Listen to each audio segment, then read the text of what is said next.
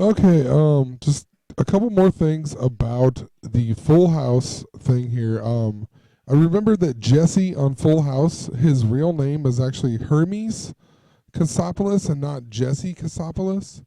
Um, and he was actually named after the Greek god Hermes.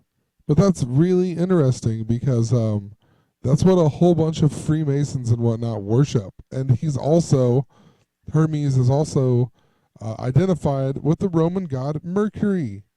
And Mercury, we've talked about for a long time now, about its 88 orbital period, 88-day orbital period. Mercury was, I don't know, it was the 88 is the same as Odin, Wednesday, a bunch of things. I've talked about it, but interesting. His name's Hermes, and then you have like well, I'll just type it in here: Hermes Trismegistus, and you come here and it tells you all about it, blah blah blah. But it says the Order of the Golden Dawn, all kinds of stuff. The Brotherhood of the Luxor. But just remember Golden, and Golden is all about San Francisco.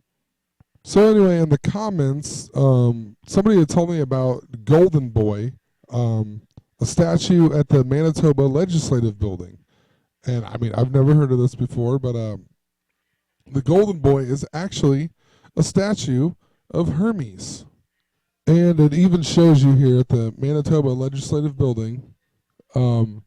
It says it was designed and built by Frank Worthington Simon and Henry whatever, blah blah blah. The building is famous for the Golden Boy, a gold-covered bronze statue based on the style of the Roman god Mercury or the Greek god Hermes. It even talks about basically how this building was built on Freemasonry, and like Freemasons did it, whatever. Um, it says construction began, blah blah blah, which was commonly done by masons and was laid by Thomas Kelly, the contractor. But you find out that the base of the building forms the letter H, so eight. Eight is huge right now. It says throughout the exterior and interior of the building are examples of Fibonacci sequence, golden ratio, and sacred geometry, all things that the Freemasons deal with. I mean, there's just all kinds of stuff if you come and read about it. Let's see here. Within the main entrance is the grand staircase. This is a perfectly square room measuring 66.6 feet on each side, which is meant to represent the numerological numbers 666, which are all the numbers added from 1 to 36, like the roulette wheel, which is the square of 6. I mean, why would they do that? You know, that's kind of crazy. But I'm not going to keep reading about it. But the main point is that the statue there is called the Golden Boy. And the Golden Boy actually, if you read up on it, it has a whole bunch of stuff. Like on its leg, it has, I think, pyramids or something. Whatever. But I'm going to move on so I can actually finish this video. I guess so. Then real quick, these other artworks here, it says of Golden Boy. You click on it. This is something to do with the AT&T symbol, and the president of AT&T is this guy, born in 1845, and also this is the lady who made it, sculpted it, and she died in 54. The mirror, love, whatever. And then there's even Golden Boy of Pie Corner. Pi, I mean, I don't know. That's not how you spell pi, 3.14, but pretty funny. That's been a huge deal. But anyway, it says it marks the spot where the 1666 Great Fire of London. Well, that's pretty interesting because I've talked about how it's not just this year, this whatever. It's every 100 years. It's a cycle or something. So 66 to the year 15 of any year, you know, it could be 1866 to 1915. It's 49 years. So interesting. So wanted to point a few things out, I guess. John Stamos' character in Full House. If you ever watch Full House, he's like the musician slash whatever motorcycle guy, but he's obsessed with Elvis and the Beach Boys. I mean, he literally plays nothing else. He's in the band Jesse and the Rippers. He loves Elvis and loves the Beach Boys. And it'll probably freeze my computer up if I pull it up, but I think Rita511 in my comments was talking about something to do with Elvis, and it reminded me of Uncle Jesse for whatever reason. Well, because that's what he loves, and I just did a Full House thing. But the band that he loves Elvis so much, and it's San Francisco. We've been talking about earthquakes and all kinds of stuff, and he has a song called "All Shook Up." You know, like an earthquake will shake you up. It's crazy to me. I know I've talked about this song previously from the movie Castaway, which I'll get into in a minute. But the song was ranked 352 on Rolling Stone. Well, 352 is actually a multiple of 88. It's 88 times 4 is 352, I believe. Yeah, 350. 88 times 4 is 352. The song was released on March 22nd, 322. It's Skull and Bones stuff.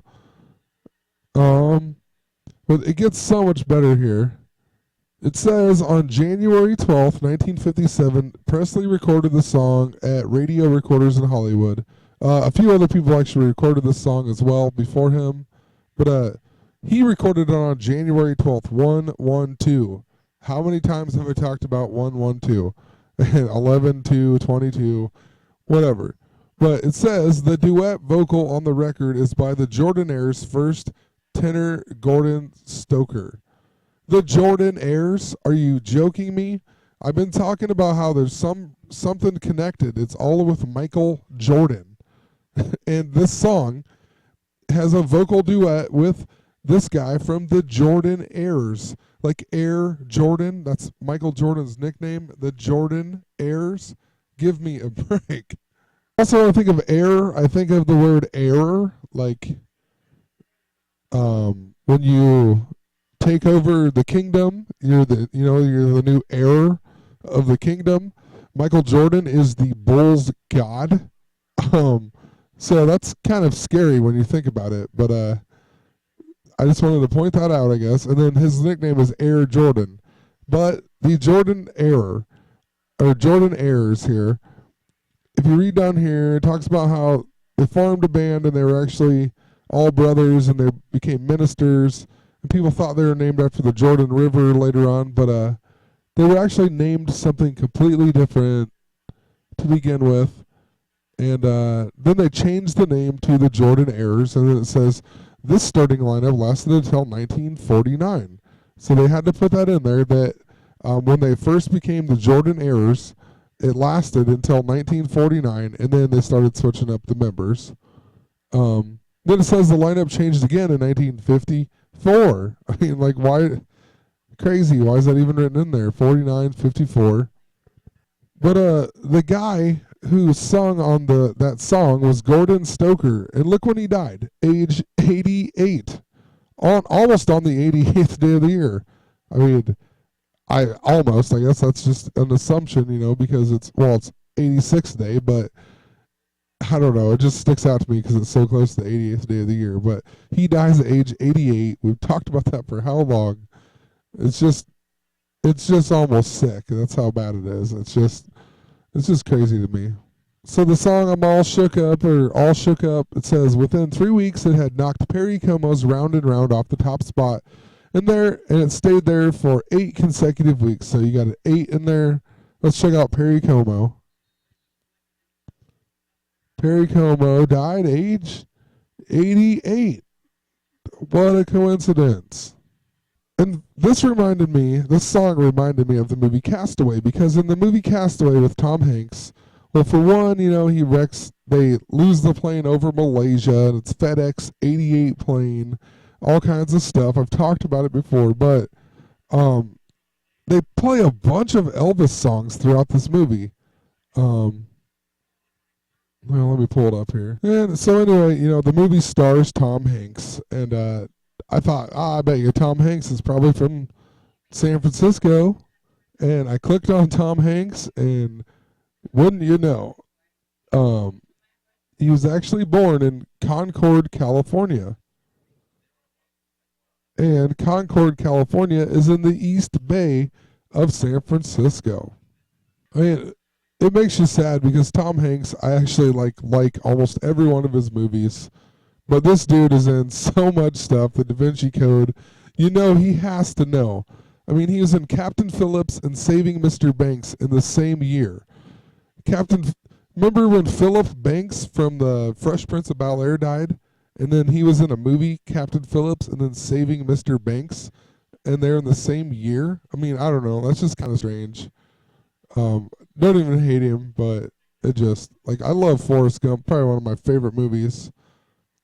But I wanted to point out another thing about Elvis with Tom Hanks here, if I can find his movie stuff.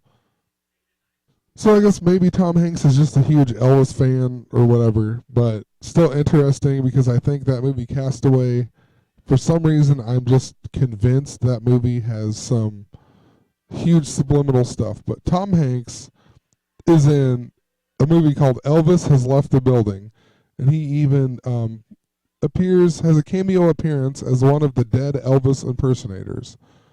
Uh, so I don't know, just found that kind of interesting. I mean, he's in all kinds of stuff, but here's where it shows Captain Phillips, Saving Mr. Banks, and Parkland. I mean, they were all in 2013. But it also says he's in the Love Boat in 1980. And the Love Boat I found really interesting because love has been a huge keyword, whatever. Well, look when this show aired September 24th, 1977. September 24th, when he converted Julian and Gregorian. It's actually also September 11th. So September 11th, 1977. And it ended on February 27th, 1987. And February 27th, doing the same thing, is Valentine's Day. Also, 227 is pi, all kinds of stuff. But it's 49. It's or 49th prime number.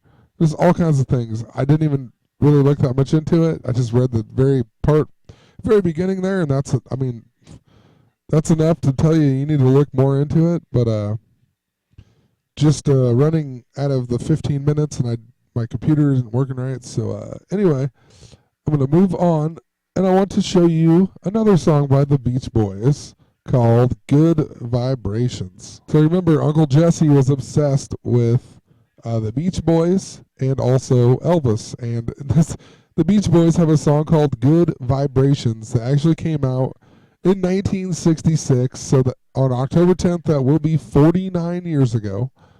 And the song was actually written by Brian Wilson and Mike Love. I thought it was interesting that Mike Love was born on the 74th day of the year, and he is 74 this year.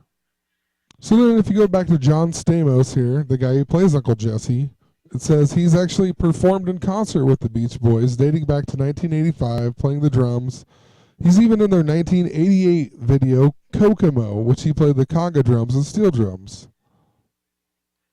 And Kokomo, the single backed with Tutti Frutti by Little Richard, was first released in July 1988. It peaked at the number one position on Billboard charts on November 5th, 1988. November 5th, 11/5, the huge time travel day, whatever.